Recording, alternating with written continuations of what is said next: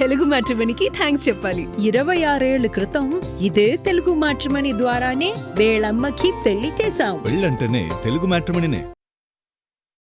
నమస్కారం, లైవ్ షోకి స్వాగతం. ముందుగా అతిథుల పరిచయం. శ్రీ పురుషోత్తం రెడ్డి గారు, రాయలసీమ మేధావుల ఫోరం కన్వీనర్, ప్రముఖ విశ్లేషకులు. శ్రీ మల్లాది విష్ణు గారు, శాసనసభ మాజీ సభ్యులు, అలాగే ఏపీ ప్రణాళికాభివృద్ధి సంఘం మాజీ ఉపాధ్యక్షులు, వైఎస్ఆర్ కాంగ్రెస్ పార్టీ సీనియర్ నేత. ముందుగా కొన్ని ఆసక్తికరమైన వీడియోలు చూద్దాం. 40 సంవత్సరాలు అనుభవం ఉంది, మేము ఏదన్నా చేసేస్తామని చెప్తున్నారు కదా. 14 నుంచి 19 దాకా మీరే అధికారంలో ఉన్నారు కదా.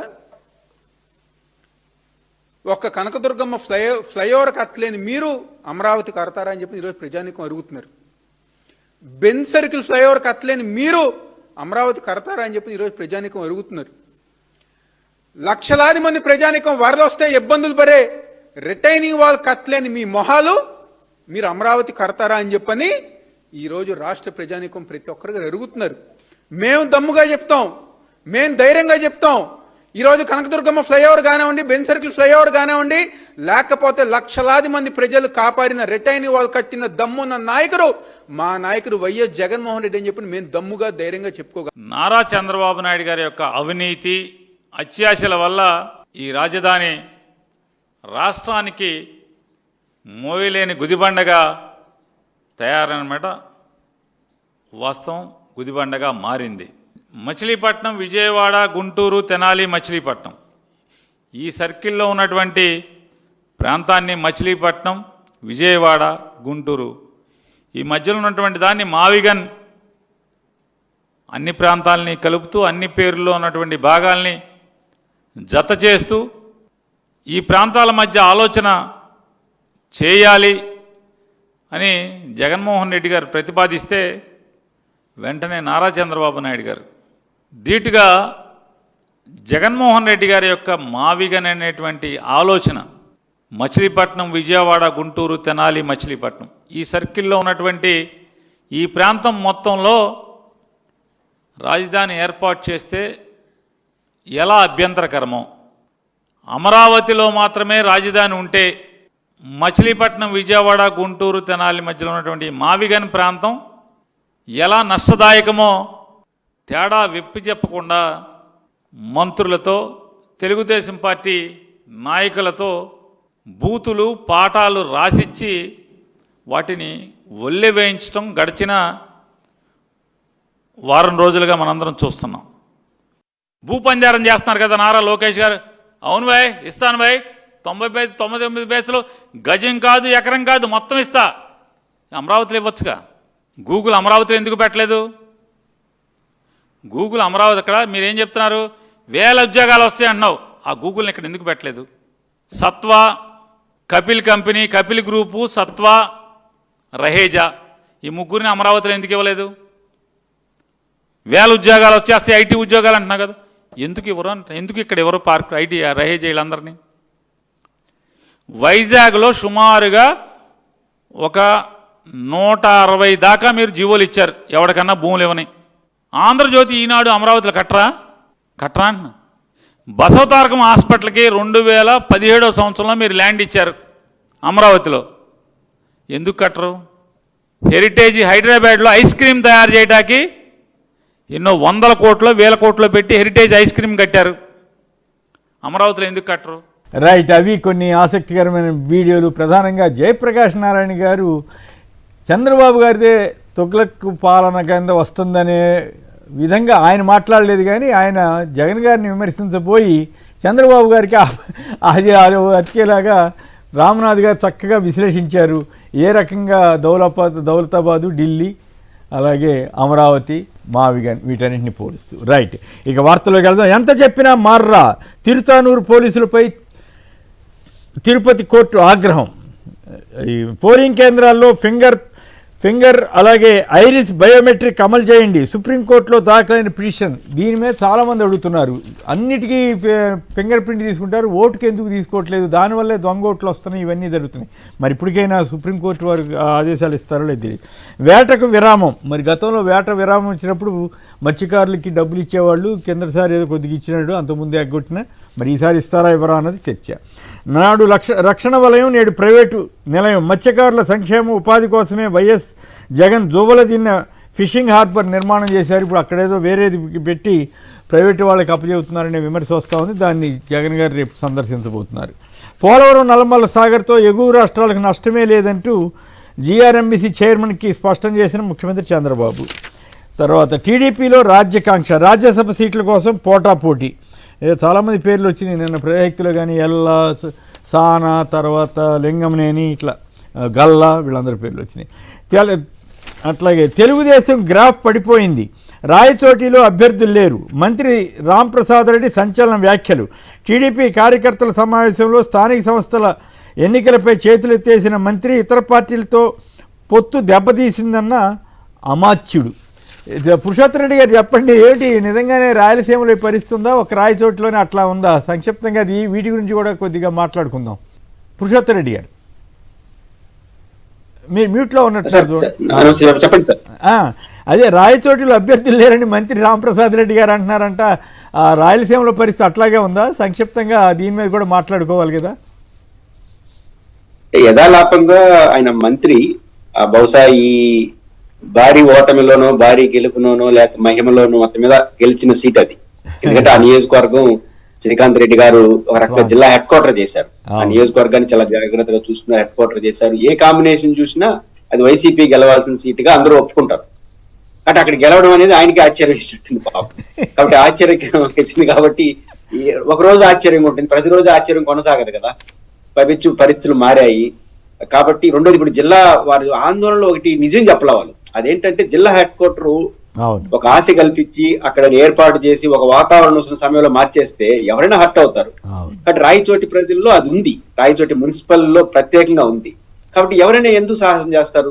ఏమని పోవాలి? ఇప్పుడు ఆయన ఏమని పోవాలి? ప్రజలకి జిల్లా హెడ్ క్వార్టర్ మార్చేసినా అందుకు ఓటేయమని చెప్పవాలి.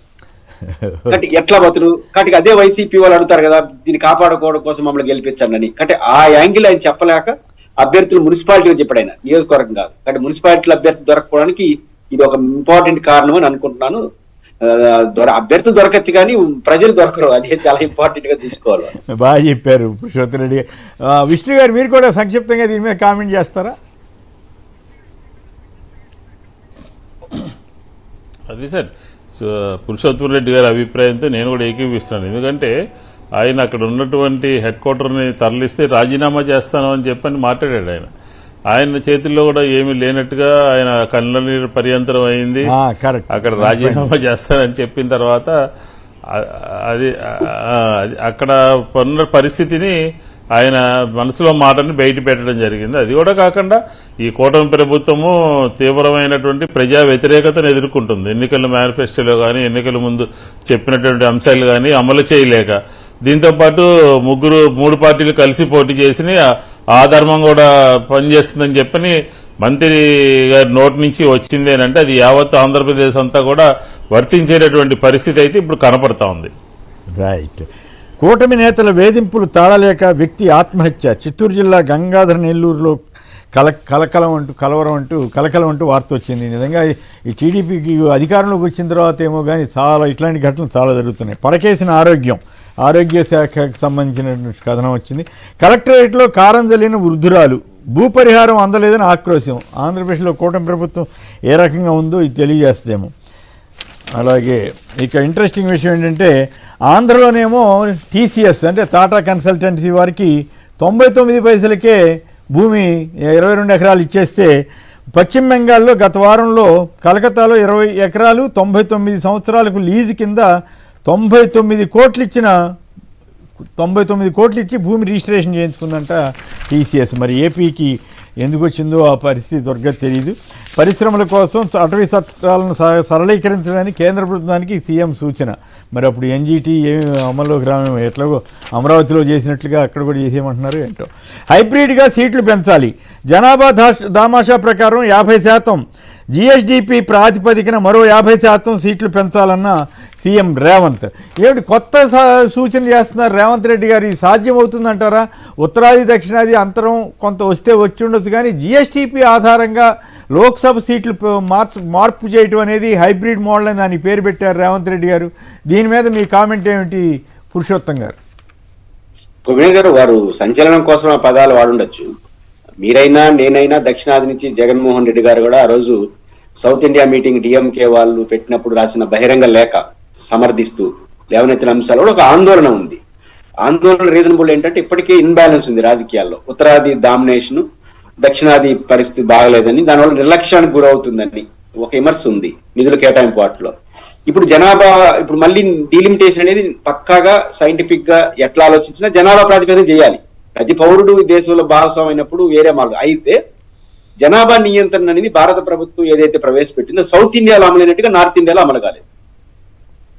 భారత ప్రభుత్వం పెట్టిన లక్ష్యాలని ముఖ్యంగా సౌత్ ఇండియా బాగా అమలు చేయడం వల్ల జనాభా నియంత్రణ తగ్గింది.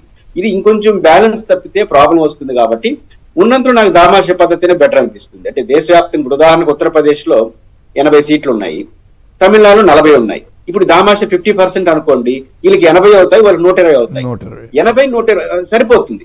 అంటే నేను అనేది వీళ్ళకి 60 అవుతాయి, వాళ్ళు 120, అంటే 50-50 అట్లే ఆ మార్క్ అట్లే ఉంటుంది. ఉన్నంతలో ఇంతకు మించిన పరిష్కారం ఏం కనపట్లేదు. జనాభా తీసుకున్న ప్రాబ్లం వస్తుంది. జిఎస్టీబీ అంటే తెలంగాణ బాగుంటుంది, కర్ణాటక బాగుంటుంది, బహుశా మొత్తం సీట్లు 60-70% మనకే వచ్చేస్తాయి సౌత్ ఇండియాకి. అది ఎట్లా సాధ్యం అవుతుంది? ప్రతి పౌరుడికి అది ఏదో సంచలనం కోసం నేను గట్టిగా మాట్లాడుతున్నాను చెప్పడం కోసం చెప్పే మాట తప్ప, అది ఓన్లీ ఉన్నంతలో ఈ బయటికి వస్తున్న వార్తల ప్రకారం దామాషా ప్రాతిపదికన దేశవ్యాప్తంగా సమ్ పర్సంటేజ్ మొత్తంలో ఇది తప్ప నాకు ఇంతకు మించిన సైంటిఫిక్ పరిష్కారం అయితే కనపలేదు. అది ఖచ్చితంగా జరిగి తీరాలి. జరగకపోతే మాత్రం సౌత్ ఇండియా మరింత నష్టపోతుంది. ఈ విషయంలో డిఎంకే ముందుంది, జగన్ గారు వీళ్ళందరూ కూడా ఉన్నారు. అధికారంలో తెలుగుదేశం, ప్రాంతీయ పార్టీలు, సౌత్ ఇండియా పార్టీలు అన్ని కూడా దీనిపైన స్పందించాయి. ఇట్లాంటి అలచలు చేసే డిమాండ్లు, సంచలనం కోసం డిమాండ్లు చేస్తే మొదటికే మోసం వస్తుంది. అంటే దాని తోడు మహిళా బిల్లుకు సంబంధించి ఓబీసీ రిజర్వేషన్ అని కొత్త ఇష్యూ కూడా రేజ్ చేస్తున్నారు ఈయన. మరి ఏఐసీసీ ఏం చేస్తుందో కానీ గతంలో ఆ పాయింట్ మీదే సమాజ్వాదీ పార్టీ వీళ్ళంతా గందరగోళం చేసి ఆ బిల్లుని అడ్డుకునేవాళ్ళు కదా. సో ఇప్పుడు మరి హైబ్రిడ్ ప్రతిపాదన రాహుల్ గాంధీ గారిని చేయమని చూద్దాం, ప్రియాంక గాంధీ గారిని చేయమని చూద్దాం. రేవంత్ రెడ్డి ఒకరే చేస్తారు, ఇంకొకరు చేయరు. నార్త్ ఇండియాలు తీరు, వాళ్ళు తీరు. ఆయన చెప్పే డిమాండ్లు మళ్ళీ తెలంగాణకే పరిమితం. రైట్. విష్ణు గారు, మీరు కూడా ఈ ఫాలో అయ్యారా? హైబ్రిడ్ జిఎస్డిపి ఆధారంగా లోక్సభ సీట్లు కొన్ని 50% మార్చాలంటున్నారు రేవంత్ రెడ్డి గారు. మీరు ఒప్పుకుంటారా? ఆ ప్రతిపాదన ఆచరణ సాధ్యమేనా అన్నది ప్రశ్న. ఆచరణ సాధ్యమైతే తప్పేం కాదు, కానీ అంటే ఇప్పుడు అది దీని మీద కూలంకషంగా డిస్కస్ చేయాల్సినటువంటి అవసరం ఉందండి. దక్షిణాది రాష్ట్రాల్లో అన్యాయం జరుగుతుంది అనేది ఒక వాదన అయితే ఉంది. అన్ని పార్టీలకు సంబంధించినటువంటి ముఖ్యమంత్రులు కానీ, ఈ దక్షిణాది ప్రాంతాల్లో ఉన్నటువంటి రాజకీయ పార్టీలు కానీ, ఇంక్లూడింగ్ జగన్మోహన్ రెడ్డి గారు కూడా ఆ సందర్భంలో ఉత్తరం రాయటం జరిగింది. దీన్ని ఎట్లా పడితే హడావుడిగా ఆమోదం తెలపకుండా, ఎందుకంటే రేవంత్ రెడ్డి గారు మాట్లాడింది ఏంటంటే ఆయన ఒక దక్షిణాది రాష్ట్రాల్లో కాంగ్రెస్ పార్టీకి 2 రాష్ట్రాల్లో ఉన్నాయి, అందులో తెలంగాణ ఉంది, దానికి సంబంధించి ఏదో ఒకటి ఇష్యూని రైజ్ చేయాలి అనే ఉద్దేశంతో ఆయన కొంచెం మాట్లాడి ఉండొచ్చు. సాధ్యాసాధ్యాలని ఒకసారి పరిశీలించుకుని ఏ రకంగా ఎవరికి నష్టం జరగకుండా, ఉత్తరాది దక్షిణాది 2 ప్రాంతాల్లో మనం వెనుకబడిపోతున్నాము జనాభా ప్రాతిపదికన అనేది ఒక రకమైనటువంటి ఆలోచన అయితే ఉన్నది. దాన్ని ఎట్లా చేస్తే బాగుంటుంది అనేది కేంద్ర స్థాయిలో ఉన్నటువంటి రాజకీయ పార్టీలు అన్నీ కూడా ఒకసారి ఆలోచన చేసి డిస్కస్ చేసి న్యాయం చేసే విధంగా పనిచేయాల్సినటువంటి అవసరం కనబడతా ఉంది. రైట్. మేడిగడ్డకు డయాఫ్రమ్ వాల్ కట్టాలనే ఆలోచన జరుగుతూ ఉంది. ఇందుకోసం మొత్తం మీద మేడిగడ్డ బ్యారేజీ పునరుద్ధరణకు కాళేశ్వరంలో భాగంగా దాదాపు 2,500 కోట్లు ఖర్చు అవుద్దని ఒక అంచనా వేస్తున్నారట. సమ్మెకు సై ఈ నెల 22న తొలి షిఫ్ట్ నుంచే అని ప్రకటించిన ఆర్టీసీలో ఒక జేఏసీ అట. కూల్చివేతలు ఆపండి, హైడ్రాకు హైకోర్టు భారీ షాక్, తదుపరి ఆదేశాలు ఇచ్చే వరకు కార్యకలాపాలు ఆపేయండి. చాలా నిజంగానే అద్దెకున్న వాళ్ళు ఖాళీ చేసి వెళ్ళిపోతామని చెప్పినా కూడా హైడ్రా అధికారులు ఎందుకు అట్లా కూలుస్తున్నారో అర్థం కాకుండా ఉందనేది చాలామందిలో వ్యక్తమవుతున్నటువంటి అభిప్రాయం. మరి ఓ పక్క గవర్నమెంట్ ల్యాండ్స్ని పెద్ద వాళ్ళందరికీ ఫ్రీగా ఇస్తుంటారు, పంచుతుంటారు వివిధ వర్గాల వాళ్ళకి. ఇంకో పక్క గవర్నమెంట్ ల్యాండ్ ఆక్రమించి కడితే ఆయన దగ్గర డబ్బులు వసూలు చేసి వాటిని రెగ్యులరైజ్ చేయడం చేయాలని రేవంత్ రెడ్డి గారే చెప్పారు కదా. ఇప్పుడు అందుకు విరుద్ధంగా హైడ్రా నివాసం ఉంటున్న వాళ్ళ ఇల్లు అద్దెకుంటున్న వాళ్ళని కూడా టైం ఇవ్వకుండా ఖాళీ చేయడం మాత్రం అమానుషంగా ఉంది, కూల్చడం మాత్రం అమానుషం అని చెప్పాలి. మరి ఈ పరిణామాల మీద హైకోర్టు అయితే గట్టిగా స్పందించింది. మరి అయినా హైడ్రా వాళ్ళు సరిగా వింటలేదు హైకోర్టు మాటలని కూడా, వాళ్ళే కంటెంప్ట్ అని కూడా కొన్నిసార్లు న్యాయ వ్యవస్థ చెప్తా ఉంది. మరి దాని మీద ఏం జరుగుతుందో చూద్దాం. అంబటి రామకృష్ణ యాదవ్ గారు లైన్లో ఉన్నారు, పిసిసి ప్రధాన కార్యదర్శి. నమస్కారం, మాట్లాడండి. సార్ నమస్కారం సార్. ఇప్పుడు మహిళా బిల్లు గురించి చర్చ జరుగుతుంటే దాని గురించి చెప్దామని వచ్చాను. ప్లీజ్ చెప్పండి సార్. 2023లో బిల్లు పాస్ అయిన నాడు కూడా సోనియా గాంధీ గారు కానీ లేకపోతే ఖర్గే గారు కానీ చెప్పింది ఏమంటే సరే తక్షణం అమలు చేయండి అని చెప్తూనే దాంట్లో ఓబీసీ మహిళలకు రిజర్వేషన్లు పెట్టాల్సిందే అని కూడా వాళ్ళు ప్రపోజ్ చేయడం జరిగింది. అవును. సరే ఇదంతా జరిగిన తర్వాత వాళ్ళు ఏం చెప్పారంటే 2027లో సెన్సెస్ చేసి ఆ సెన్సెస్ చేసిన తర్వాత డీలిమిటేషన్ చేసి అప్పుడు అమలు చేస్తామన్నారు. సో 2027 సెన్సెస్ అన్నప్పుడు రాహుల్ గాంధీ గారు చాలా స్పష్టంగా సోషియో ఎకనామిక్ పొలిటికల్ సెన్సెస్ చేయాలి, క్యాస్ట్ సెన్సెస్ చేయాలి, ఓబీసీలకు భాగస్వామ్యం కల్పించాలని డిమాండ్ చేసినప్పుడు రాహుల్ గాంధీ గారు లాంటి వాళ్ళు మాట్లాడుతుంటే రాహుల్ గాంధీ గారిని అర్బన్ నక్సల్స్ అంటాం కూడా మనం చూసాం. సో తర్వాత వచ్చిన ప్రెషర్ బిల్డప్ అయినప్పుడు నరేంద్ర మోడీ ప్రభుత్వం మేము క్యాస్ట్ సెన్సెస్ చేస్తాము అని చెప్పారు. సో 2020 ఇప్పుడు ఆ 2026లో సెన్సెస్ మొదలైనాయి. ఈ సెన్సెస్ లో క్యాస్ట్ సెన్సెస్ చేయాలి. క్యాస్ట్ సెన్సెస్ చేసిన తర్వాత కనుక అయితే ఓబీసీలకు రిజర్వేషన్ ఇవ్వాల్సి వస్తుంది కాబట్టి ఓబీసీ రిజర్వేషన్ ఎగ్గొట్టాలి అనే ఒక ఆలోచనతో కూడా ఇప్పుడు వీళ్ళు ప్రపోజల్ తీసుకురావడం మనకు స్పష్టంగా అర్థమవుతా ఉంది సార్. దాంతో పాటు ఇవాళ మాట్లాడిన దక్షిణాదికి చెందిన ఏ ముఖ్యమంత్రి మాట్లాడినా రేవంత్ రెడ్డి గారు ఏదో చెప్పాలని మాట్లాడాలని మాట్లాడడం కాదు. మీరు దాంతో పాటుగా ఈవెన్ ఉత్తరాదికి చెందిన చిన్న రాష్ట్రాలు కూడా మాకు పెరిగే సీట్లు చాలా తక్కువ ఉంటాయి, ప్రపోర్షన్ తగ్గిపోద్ది అని వాళ్ళు కూడా చాలా తీవ్రమైన కన్సర్న్ వ్యక్తపరచడం జరుగుతా ఉంది. ఇవాళ ఎలక్షన్ మనం వాకిట్లో ఎలక్షన్ నడుస్తా ఉంటే తమిళనాడులో వెస్ట్ బెంగాల్లో 29 దాకా ఆగుదాం, లాస్ట్ ఫేజ్ ఆఫ్ ఎలక్షన్ జరిగిన తర్వాత మనం దీన్ని టేకప్ చేద్దామంటే ఈ 15 రోజుల్లో ఏం కొంపలు మునిగిపోతాయి సార్ భారతీయ జనతా పార్టీ. పెద్ద పెద్ద అడ్వర్టైజ్మెంట్లు కూడా వచ్చేసినాయిగా. సో అటువంటి పరిస్థితుల్లో ఇది కేవలం రాజకీయంగా లబ్ధి పొంది ఏదో చేద్దాం అనుకుంటే ప్రస్తుత బీజేపీ మిత్రుడు మాట చెప్పండి, వేరే అంశాల్లోకి వెళ్ళాలి. కరెక్టే. ఒక్క నిమిషం ఫైనల్ గా మాట చెప్పండి. ప్రస్తుత బీజేపీ మిత్రుడు గతంలో మీ మాజీ మిత్రుడైన చంద్రబాబు నాయుడు గారు ఏం చేయాలనుకుంటున్నారు? ఆయన ఏమి మరి మీకేమి మీ వాదనకి అనుకూలంగా ఏం మాట్లాడతలేదు కదా. దక్షిణాది రేవంత్ రెడ్డి గారు మాట్లాడుతున్నారు కానీ దక్షిణాదికి అన్యాయం ఒకప్పుడు మాట్లాడినచ్చు, ఇప్పుడు మాట్లాడలేదు కదా. ఇప్పుడు మీరు అక్కడ కనీసం ఇటువంటి విషయాల్లో ఉన్నా చంద్రబాబు గారిని ప్రశ్నించే ధైర్యం చేస్తారా? సార్ ఇవాళ చంద్రబాబు నాయుడు గారు ఒకప్పుడు ఏదో అనుకోని ఒక దీంట్లో కాలికి తీగ ఎదురైనట్టు ఒక్కసారి మాతో పొత్తులో వచ్చాడు కానీ ఇవాళ అతను ఎన్డీఏలో భాగస్వామి. దానికి అనుగుణంగా ఎన్డీఏ భాగస్వామిగా ఆ బానిసత్వానికి వెళ్తాడా, లేకపోతే తెలుగువాడి ఆత్మగౌరవం కోసం పుట్టిన తెలుగుదేశంగా మనకు నష్టపోతా ఉంటే తెలుగు వాళ్ళు దానికి అనుగుణంగా ప్రవర్తిస్తాడా అనేది ఇవాళ పెద్ద ప్రశ్న అతనికి. దాంతో పాటుగా మా విజ్ఞప్తి ఏంటంటే ప్రతిపక్షాలకు సంబంధించిన అందరం ఇంక్లూడింగ్ వైఎస్ఆర్సీపీ దక్షిణాదికి జరుగుతున్న నష్టం ఓబీసీలకు భారతీయ జనతా పార్టీ జగన్ గారు ఉత్తరం కూడా రాశారు కదా, జగన్ గారు ఉత్తరం కూడా రాశారు కదా. బానే ఉంది, మీరు చెప్పేది బానే ఉంది. ఇక్కడ పాయింట్ ఏంటంటే మీ మాజీ మిత్రుడు కొంచెం మీరు చింతామోహన్ గారు కొన్నిసార్లు కొంతమంది ఏమో ఒక రకంగా మాట్లాడుతున్నారు. మరి మీ అధ్యక్షురాలేమో అచ్చంగా తెలుగుదేశంలో భాగస్వామిగా బీజేపీలో భాగస్వామిగా మాట్లాడుతున్నారు. మిమ్మల్ని ఇబ్బంది పెడుతున్న ఉద్దేశం కాదు కానీ బట్ ముందు మీ పార్టీకి ఒక విధానం తెచ్చుకోండి. మీ రాహుల్ గాంధీ గారికి ఒక విధానం పెట్టుకోమండి. రాహుల్ గాంధీ గారే ఏపీలో బీజేపీకి సపోర్ట్ చేస్తుంటే పాపం మీలాంటి వాళ్ళు ఏం చేయగలుగుతారు? కొమ్మినేని గారు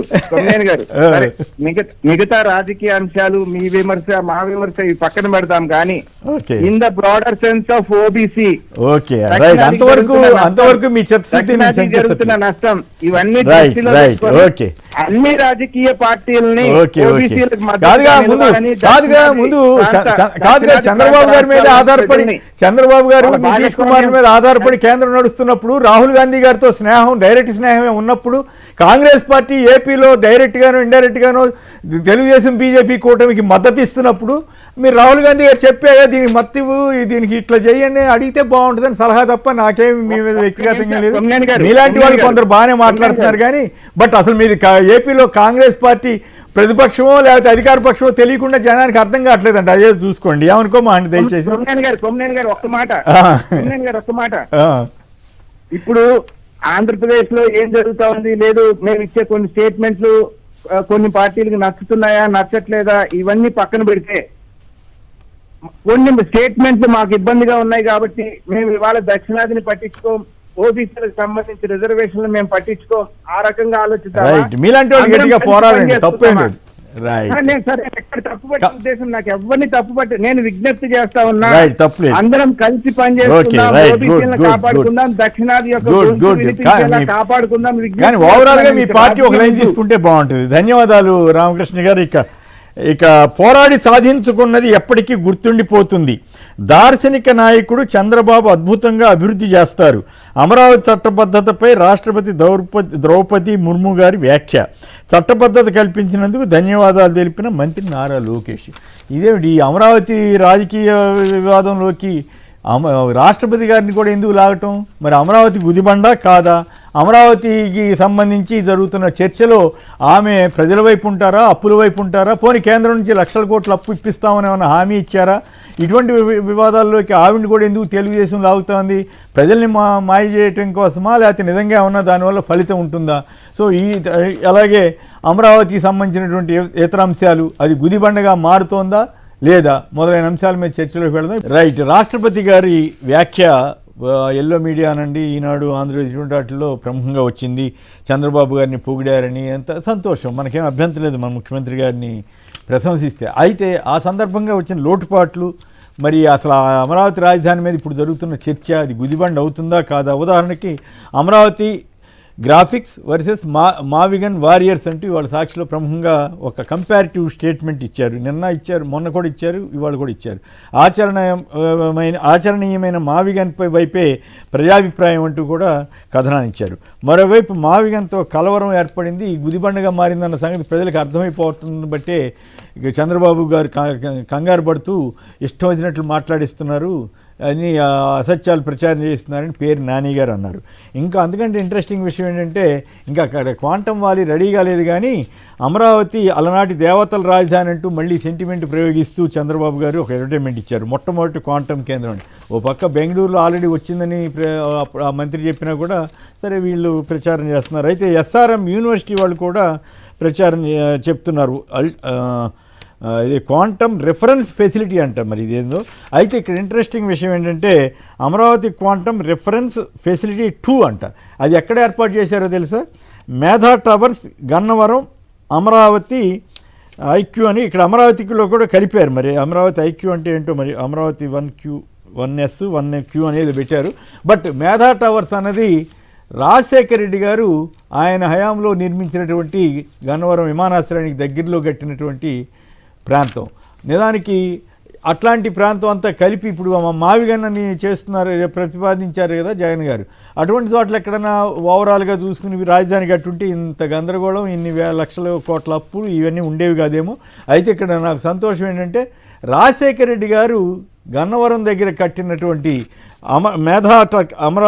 మేధా టవర్స్లో అదే చంద్రబాబు గారి ప్రభుత్వానికి కూడా తమ క్వాంటమ్ వ్యాలీకి ఆసరాగా, అంటే గత్యంతరం లేని పరిస్థితి ఏర్పడిందని అర్థం చేసుకోవాలి. మరోవైపు పురుషోత్తం రెడ్డి గారు కూడా వాళ్ళు ఒక ఆర్టికల్ రాశారు. అమరావతి మావిగన్లో అంతర్భాగంగానే అమరావతి ఉందని. అలాగే లావాసా ఎక్స్పీరియన్స్ కూడా గతంలో ఆయన కొన్ని కామెంట్లు చేశారు. ఇంకో ఇంట్రెస్టింగ్ విషయం ఏంటంటే కర్నూలు నుంచి హైదరాబాద్కి మార్చడానికి ప్రధాన కారణం ఏంటంటే బిల్డింగులు. ఇక్కడ రెడీమేడ్ బిల్డింగులు ఉన్నాయి కాబట్టి మనం కర్నూలు లేకపోతే గుంటూరు ఇంకో చోట పెట్టుకుంటే ఇబ్బంది వస్తుంది. కాబట్టి ఆంధ్ర రాయలసీమ నాయకులందరూ ఒక అవగాహనకు వచ్చి హైదరాబాద్, నేను అసెంబ్లీ ప్రొసీడింగ్స్ అన్నీ చదివిన వాడిగా ఆ రోజుల్లో జరిగినటువంటి 1953లో జరిగిన ఆంధ్ర అసెంబ్లీ ప్రొసీడింగ్స్ చదివిన వాడిగా ఈ పాయింట్ నేను చెప్పగలుగుతున్నాను. హైదరాబాద్లో బిల్డింగ్లు ఉన్నాయి, మనకు ఖర్చు ఉండదు అని చెప్పి ఆంధ్ర అసెంబ్లీ ప్లస్ తెలుగు వారంతా కలిసి ఉండాలి, ఇటువంటివి కూడా ఉన్నాయి. కానీ ఇది కూడా ఒక ప్రధాన కారణంగా ఆ అసెంబ్లీ సమావేశాల్లో శాసనసభ్యులు మాట్లాడినటువంటి వైనం కూడా దృష్టిలో ఉంచుకుంటే ఇప్పుడు జగన్ గారు ప్రతిపాదించిన మావిగన్కి ఖర్చు ఎలా తగ్గించాలన్నది కూడా అర్థమవుతుంది. ఇంకొక పాయింట్ ఏంటంటే ఇంపార్టెంట్ పాయింట్, ఎక్కడైనా రియల్ ఎస్టేట్ ఏజెంట్లు కానివ్వండి ఎవరైనా సరే ఒక ల్యాండ్ తీసుకుంటే ముందు ఫెసిలిటీస్ అన్నీ ఏర్పాటు చేసిన తర్వాత బిల్డింగ్లు కట్టుకుంటారు. కానీ ఇక్కడ ఆశ్చర్యంగా వాళ్ళకి ఇచ్చిన రైతులందరినీ పక్కన బారేసి లేదా భూములు ఇచ్చిన వాళ్ళందరినీ పక్కన పెట్టి వీళ్ళు సొంతంగా బిల్డింగ్లు కట్టేస్తున్నారు. మరి ఇది కరెక్టా కాదా అన్నది కూడా మిత్రులు మన విష్ణు గారు కానీ అలాగే పురుషోత్తమ రెడ్డి గారు కానీ విశ్లేషిస్తారు. ఇప్పుడు పురుషోత్తమ రెడ్డి గారు చెప్పండి, ఫస్ట్ రాష్ట్రపతి గారిని కూడా ఈ ఊబిలోకి, రాజకీయ ఊబి అనండి లేదా అమరావతికి సంబంధించినటువంటి ఇష్యూలోకి లాగటం కరెక్టేనా? లోకేష్ గారు వెళ్ళి చెప్పారు, సరే పవన్ కళ్యాణ్ గారు చంద్రబాబు గారు ఎందుకు వెళ్ళట్లేదో మొన్న ప్రధాని కలిశారు, ఇప్పుడు వీళ్ళని కూడా కలిశారు. సో ఈ అన్నిటి మీద మీ విశ్లేషణ చెప్పండి దయచేసి. కొమ్మిడి గారు, బేసిక్ గా ఇప్పుడు అమరావతి రైతుల్లో ఒక ఆందోళన ఉంది. ఒక ఆందోళన ఏంటి? యాజ్ పర్ సిఆర్డిఏ యాక్ట్ ప్రకారం 10 సంవత్సరాల్లో రిటర్నబుల్ ప్లాట్స్ ఇవ్వాలి. ఇప్పుడు 12 సంవత్సరాలు అయింది. వాళ్ళకి ఇవ్వాల్సిన 1,09,000 దాకా ప్లాట్స్ అనేది ఇంతవరకు దరిదాపుల్లో కూడా కనపట్లేదు. ఇది ఉండగానే మళ్ళీ కొత్తగా ల్యాండ్ తీసుకుంటామని ప్రభుత్వం ముందుకు వచ్చింది. దీంతో ఒక ఆందోళన ఉంది వాళ్ళకి. ఈ ఆందోళన తీర్చాల్సిన ప్రభుత్వం కొత్త ఎత్తుగడలో వెళ్తా ఉంది. అదేంటంటే రాజముద్ర. కొమ్మిడి గారు రాష్ట్రపతి అయినా లేదా ప్రధానమంత్రి గారైనా మన రాష్ట్రానికి వచ్చినా లేదా ఢిల్లీలోనో ఒక సందేశం ఇచ్చినప్పుడు ఏమిస్తారు? ఆ రాష్ట్ర ముఖ్యమంత్రిని అభినందిస్తూ మీ నాయకత్వంలో బాగా చేయాలని అప్రిషియేట్ చేస్తారు. అది సాధారణమైనటువంటి సాంప్రదాయం. అదే రాష్ట్రపతి గారిని ఇక్కడ భావించారు. వారు ఇప్పుడు రాష్ట్రం ఇష్టం అనేది కేంద్రం ఎప్పుడో చెప్పింది. మీరు ఏది రాజధాని అనుకుంటే అదే రాజధాని మేము ఆమోదం వేస్తామని చెప్పారు. ఆమోదించే క్రమంలో వాళ్ళు మంచి మాటలుగా చెప్తారు కదా, మీ కొత్త రాజధాని బాగుండాలని, ఆ రాష్ట్ర ముఖ్యమంత్రిగా మీ నాయకత్వంలో అది ప్రగతి సాధిస్తుందని అనకుండా ఏరే విషయాలు చెప్పరు కదా. ఒక సాధారణ అట్లా కాదు, అట్లా జనరల్ గా అభినందిస్తే తప్పేం కాదు, మంచిదే కాదని అనండి. కానీ పోరాడి సాధించుకున్నది ఎప్పటికీ గుర్తుండిపోతుంది. దార్శనికుడు చంద్రబాబు అద్భుతంగా అభివృద్ధి చేస్తారని ఆవిడ ఎట్లా సర్టిఫికేట్ ఇస్తారు? ఓ పక్క లక్షల కోట్ల అప్పు మరి కేంద్రం నుంచి ఇప్పిస్తే తప్పేం కాదు, మంచిదే. కానీ ఇప్పుడు రాష్ట్రపతి గారి దగ్గరికి వెళ్తే రాష్ట్రపతి గారు ఇటువంటి వాటికి కూడా సలహాలు ఇవ్వాలి కదా. మీకు తెలుసు కదా, మీరు కూడా రాశారు కదా, రాయటమో లేకపోతే కామెంట్ చేయటమో. లావాసా నగరం ఏమైంది, రాయ్పూర్ నగరం ఏమైంది, ఇవన్నీ కూడా చర్చించాలి కదా గౌరవ రాష్ట్రపతి గారు. దేశానికే హెడ్ కదా అనేది నాకు వచ్చినటువంటి సందేహం. If I'm not wrong. Chandrababu Naidu గారిని దార్శనికుడు అంటే మనకేం అభ్యంతరం లేదు. కానీ పోరాడి సాధించుకునేది ఏంటో అర్థం కావట్లేదు. దీంట్లో పోరాడి సాధించుకునేది ఏముంది? రాష్ట్ర ప్రభుత్వం అనుకునేది అమరావతి, దాంట్లో పోరాడి సాధించుకునేది ఏమీ లేదు. కాబట్టి వారు ఆ పదాలు వాడడం ఉండాల్సింది కాదు. ఏదంటే వారు చెప్తే కేంద్ర ప్రభుత్వం వింటుందా వినదా అనేది పక్కన పెడితే, అమరావతి మన యాంగిల్లోకి వచ్చినప్పుడు రాజముద్ర పైన ఒక గందరగోళం చేస్తున్నారు అందరూ కలిసి. అదేంటంటే రాజముద్ర పడిపోయిందని. కొమ్మిడి గారు 70 ఏళ్ళ ఆంధ్రప్రదేశ్ చరిత్రలో 3 సార్లు రాష్ట్రమే మారిపోయింది. 70 స్కాన్ ఆఫ్ 70 years. తమిళనాడు నుంచి ఒకసారి వచ్చేసామా, ఆ తర్వాత ఆంధ్ర తెలంగాణ కలిసిపోయినామా, మళ్ళీ ఆంధ్ర తెలంగాణ ఇడిపోయినాం. 3 సంవత్సరాలు 70 ఏళ్లలో 3 సార్లు రాష్ట్రమే మారిపోయింది, రాజధాని కాదు, రాష్ట్రాలే మారిపోయినాయి. రేపు కేంద్ర ప్రభుత్వం అనుకున్న ఆర్టికల్ 3 ప్రయోగించి మన 2 కలిపేయగలం. మనం కలపలేదా? ఆంధ్రప్రదేశ్ అసెంబ్లీకి వ్యతిరేకంగానే కేంద్రం ఆర్టికల్ 3 ప్రయోగించి విడగొట్టలేదా? కాబట్టి ఇది ఒక సాధారణ ప్రక్రియను తీసుకొచ్చి అసాధారణ ఎందుకు చేస్తున్నారంటే, అమరావతి రైతులకు మీరేం చేయాలి, వాళ్ళు ఏం కోరుకుంటున్నారు? మా ఫ్లాట్లు ఇవ్వండి మహాప్రభు అని కోరుకుంటున్నారు. ఇప్పుడు అది ఇచ్చే పరిస్థితిలో వీళ్ళు లేరు. కాబట్టి ఏమి ఇచ్చాం మీకంటే రాజముద్ర ఇచ్చాం. ఎందుకు రాజముద్ర ఇచ్చామంటే జగన్ మళ్ళీ వస్తే గ్యాన తీసేస్తాడేమో. కాబట్టి మీకు ఒక శాశ్వతమైన ప్రాతిపదికన వేసేసామని చెప్పి వాళ్ళ సమస్యలన్నింటినీ కాస్త ఎన్ని రోజులు పక్కన పెడతారు కొమ్మినేని గారు. నా పాయింట్ కరెక్టేనా కాదా? ముందు ఎవరైనా సరే రియల్ ఎస్టేట్ వాళ్ళు కానీ ఎవరైనా ఒక కాలనీ డెవలప్ చేయాలనుకుంటే ఫస్ట్ ల్యాండ్ రైతుల దగ్గర తీసుకుంటే ఏం చేస్తారు? ఫస్ట్ వాళ్ళకి ఇవ్వాల్సిన ఫెసిలిటీస్ అన్ని ఇచ్చిన తర్వాత కదా వాళ్ళు బిల్డింగ్లు కట్టుకుంటారు. కానీ రివర్స్లో జరుగుతుందా లేదా? అమరావతిలో మీరు అనుకున్న సాధారణ ప్రక్రియ జరగదు. రీజన్ ఏంటంటే డబ్బులు. ఏంటంటే ఒక రియల్ ఎస్టేట్ చేసే వాళ్ళు కానీ వెంచర్ వేసేవాళ్ళు వాళ్ళకున్న ఆర్థిక వనరులు చూసిన 4 ఎకరాలు 5 ఎకరాలు వేస్తారు, డివిజన్ చేసేస్తారు, ఫ్లాట్లు వేస్తారు, నెంబర్లు ఇస్తారు, తొడా అప్రూవల్ తీసుకుంటారు, అమ్ముతారు. ఇది సాధారణ ప్రక్రియ. ఇక్కడ అది చెయ్యాలి అంటే 52,000 ఎకరాలని బైఫర్కేషన్ చేయాలి. 52,000 ఎకరాలని బైఫర్కేషన్ చేయాలి. ఇది అంటే అప్పుడు ఫ్లాట్లు డివిజన్ అవుతుంది. దాదాపు ఒక ప్లాట్ కమర్షియల్, 2 ప్లాట్లు హౌసింగ్ ఏరియాలు ఇవ్వాలి కదా అమరావతి రైతులకు. ఇవన్నీ ప్రభుత్వ భూమి వేరు చేయాలి, అమ్మడానికి భూమి వేరు చేయాలి. ఇవన్నీ చేయాలంటే సాధారణ ప్రక్రియ, ముఖ్యమంత్రి గారి ప్రక్రియ కాదు, సాధారణ ప్రక్రియ తీసుకుని 1,00,000 కోట్లు అవుతుంది. డబ్బులే ఉన్నాయి, సాధ్యం కాదు. కాబట్టి 1,00,000 కోట్లు పెట్టే పరిస్థితిలో లేరు. కాబట్టి ఇంకో పక్క రాజధాని కూడా కట్టాలి కాబట్టి రాజధాని ఏర్పాట్లు చకచకా చేస్తుండడం వల్ల ఇప్పుడు అమరావతి రైతుల్లో ఆందోళన వస్తుంది. రాజధాని ఏర్పాట్లు మీరు ఏదో చేస్తున్నారు, బట్ మా పరిస్థితి ఏంటి, మీరు ఇట్లే ఉంటే మా భవిష్యత్తు ఏంటి అనే ఆందోళన. అంటే దీనికి కారణం ఏంటంటే మీరు వేసుకున్న ప్రాజెక్ట్ రిపోర్ట్ లో మన ఆర్థిక వనరులతో సంబంధం లేని వ్యూహాలు ఇవి. ఇప్పుడు 1,00,000 కోట్లు అయితే కానీ బైఫర్కేషన్ చేయలేరు 52,000 ఎకరాలని. 52,000 ఎకరాలు బైఫర్కేషన్ 1,00,000 కోట్లు ఏమన్నాయి మనకు? 15,000 కోట్లు కేంద్ర ప్రభుత్వాన్ని రిక్వెస్ట్ చేసుకుని ప్రపంచ బ్యాంక్ అప్పు తెచ్చుకున్నాం. ఇట్లా ఎన్ని అప్పులు తెచ్చుకోవాలి, ఎంత దగ్గర తీసుకోవాలి? కాబట్టి ఇది మేజర్ ప్రాబ్లం. అందువల్ల అమరావతి రైతుల సమస్య పరిష్కరించే పరిస్థితులు వీళ్ళు లేరు. కాబట్టి ఏం చేస్తున్నారు? రాజముద్ర పేరుతో ఇంకా అయిపోయింది, ఇంకెవరు వచ్చినా మార్చలేరు అని కొత్త పాలలో వేసుకున్నారు. ఇది మొదటి అంశం. రెండోది రాజధానికి సంబంధించి జగన్ గారు ఒక ప్రపోజ్ చేశారు. అమరావతి రాజధాని ప్రాజెక్ట్ మీద ఒక ప్రపోజల్, 2 ప్రపోజల్లు ఒకే చోట ఉన్నాయి, పక్కనే ఉన్నాయి. ఆ ప్రపోజల్ పైన చర్చ జరగనివ్వండి. దాన్ని ఎందుకు నెగిటివ్ యాంగిటివ్ ఎందుకు? జగన్ గారు ఒక ప్రపోజ్ చేశారు. ఆయన ఆలోచన ఏంటి? అమరావతిలో రాజధాని ఏర్పాటు చేస్తే 1 లక్ష కోట్లు అవుతుంది. ఆయన ప్రభుత్వ లెక్కల ప్రకారం 2 లక్షల కోట్లు అవుతుంది. అంతమంది దగ్గర డబ్బులు లేవు.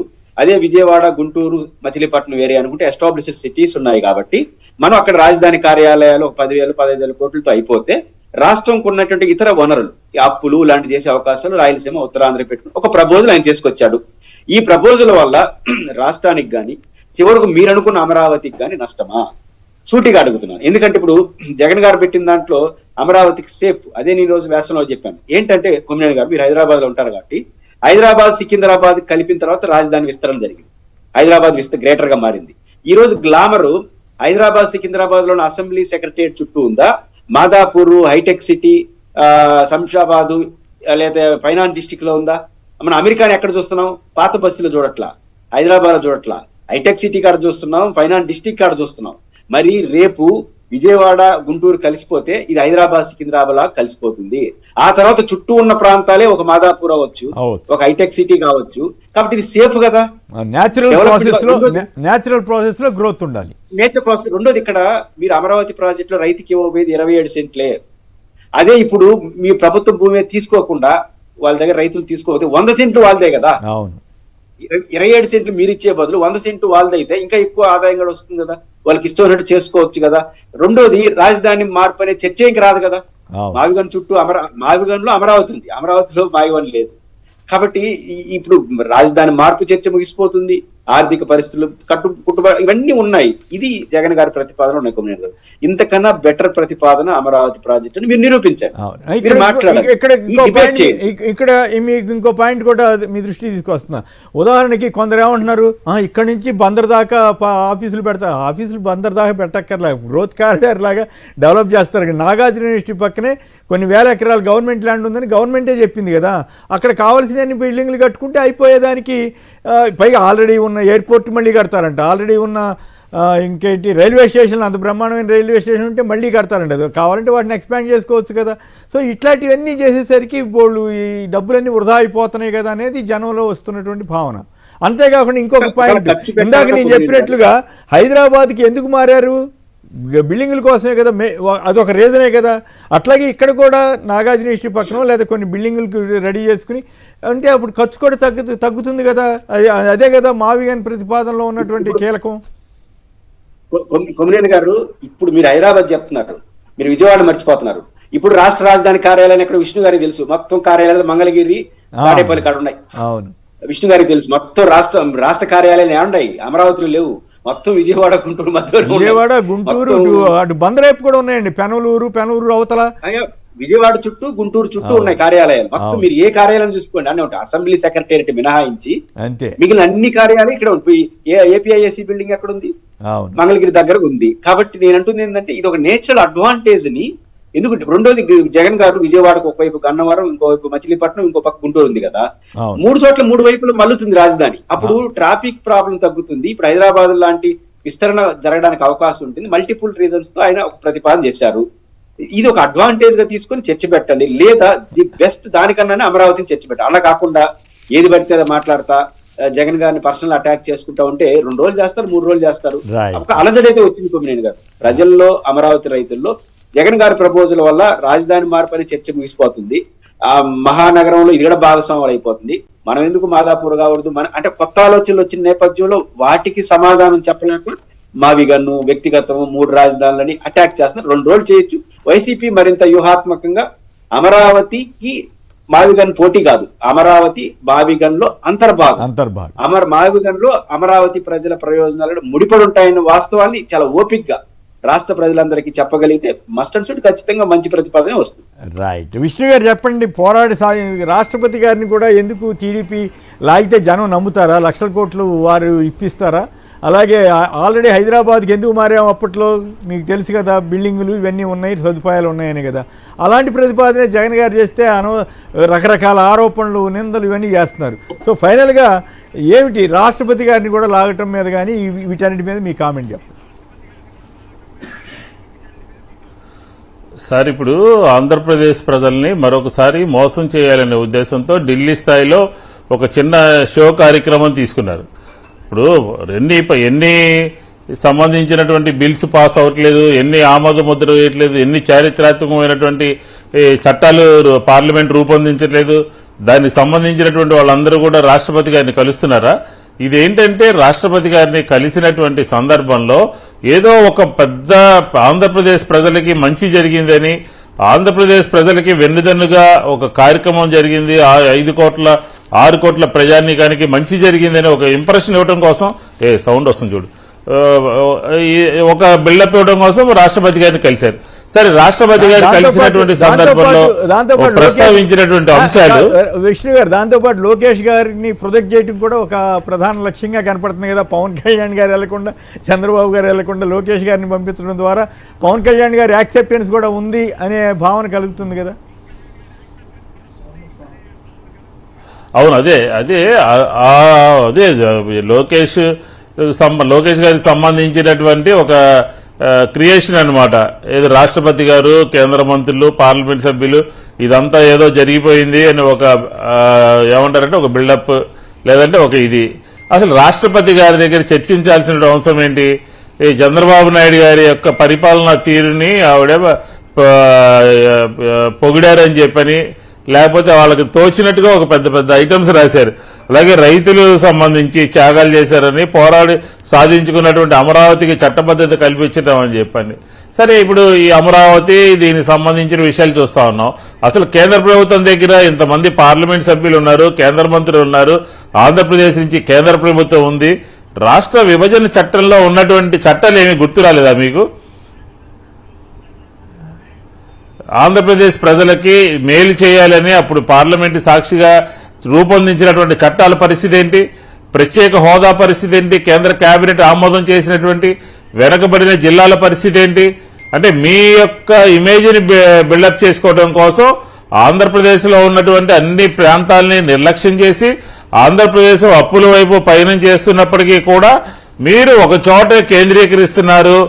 అందరూ మాట్లాడుతున్నారు. ఈరోజు వైసీపీ మాట్లాడటం కాదు, ఈరోజు ఏబి వెంకటేశ్వరరావు మా మీద అయితే కడుపు మంట ఉండొచ్చు, కొంత మాట్లాడతాడు మా మీద, అయినా కానీ మీ దగ్గర సన్నిహితంగా ఉన్నటువంటి వ్యక్తి ఆయన కూడా ప్రెస్ కాన్ఫరెన్స్ పెట్టి పదే చెప్తున్నాడు. ఓ పక్క వడ్డే శోభనాథేశ్వరరావు చెప్తున్నారు, ఇంకో పక్క ఇంకొకరు చెప్తున్నారు, సమాజంలో ఉన్నటువంటి మేధావులందరూ చెప్తున్నారు, మీరు వేసేటటువంటి అడుగులు తప్పటి అడుగులు పడుతున్నాయి, నత్తనడక నడుస్తోంది, ఆంధ్రప్రదేశ్ గుదిబండగా మారిపోతుంది అని చెప్పినప్పటికీ కూడా ఎక్కడ కూడా కళ్ళు తెరుచుకోవట్లేదు. జగన్మోహన్ రెడ్డి గారు చెప్పినటువంటి ప్రతిపాదన ఈ మావిగన్, ఈ అద్భుతమైనటువంటి, ఈరోజు చూడండి జగన్మోహన్ రెడ్డి గారు మాట్లాడితే ఫస్ట్ ఏం చెప్పారు? ఇప్పుడు గుర్తొచ్చిందంట, డిక్షనరీలో ఎక్కడా కనపడలేదు అని చంద్రబాబు నాయుడు గారు స్వయంగా మాట్లాడారు.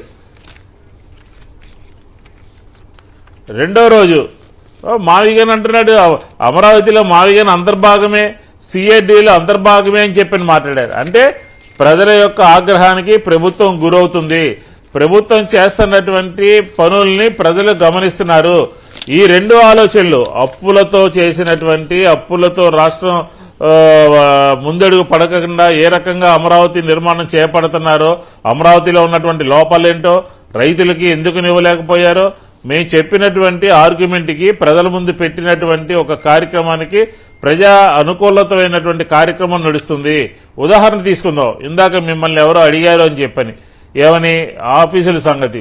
ఇబ్రహీంపట్నం చుట్టూ ప్రభుత్వ ఆఫీసులే, కానూరు చుట్టూ ప్రభుత్వ ఆఫీసులే, విజయవాడలో ప్రభుత్వ ఆఫీసులే, గుంటూరులో ప్రభుత్వ ఆఫీసులే, హైదరాబాద్ గుంటూరు విజయవాడ మధ్య ప్రభుత్వ ఆఫీసులే.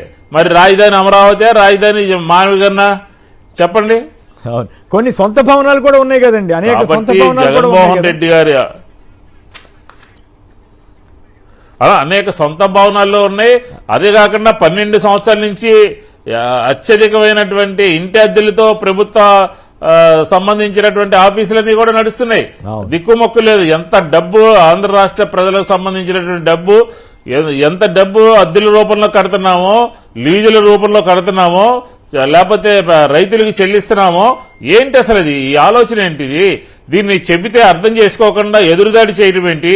ఉదాహరణ ఇందాక మీరు ప్రస్తావించినట్టుగా కర్నూలు నుంచి హైదరాబాద్ ఎందుకు వెళ్ళాం?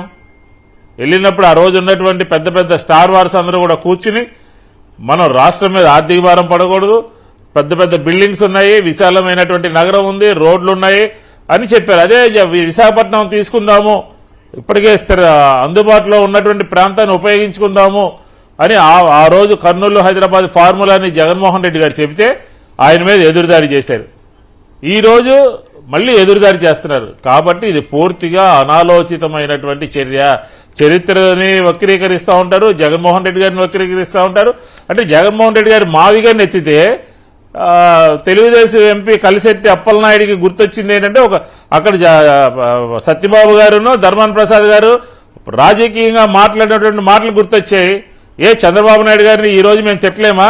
వంగవీటి మోహన్ రంగారావు గారి కేసులో నువ్వు నీ పాత్ర ఉందని, లేకపోతే ఇంకా అనేక రకాలైనటువంటి క్రిమినల్ చర్యల్లో నీ పాత్ర ఉందని అంటే మీరు ఆ ప్రస్తావన తెచ్చారు కాబట్టి తెలుగుదేశం మానుకోవాలి. ఒక్క నిమిషం, ఆ ప్రస్తావన తెచ్చారు కాబట్టి దాని గురించి కూడా మాట్లాడండి. తర్వాత పురుషోత్తమ రెడ్డి గారు కూడా మాట్లాడతారు. ఇప్పుడు సాక్షిలో అన్ని ప్రముఖంగా వచ్చినాయి ఎవరెవరు ఏం మాట్లాడారు అన్నది. హత్యా రాజకీయాలే బాబు బ్రాండ్ అంటూ ఆయన మీద వచ్చిన ఆరోపణలు, రకరకాల విమర్శలు ఇవన్నీ కూడా వచ్చాయి. చంద్రబాబు డర్టీయెస్ట్ పాలిటీషియన్ అని తెలంగాణ మాజీ సీఎం కేసీఆర్ అన్న వ్యాఖ్య.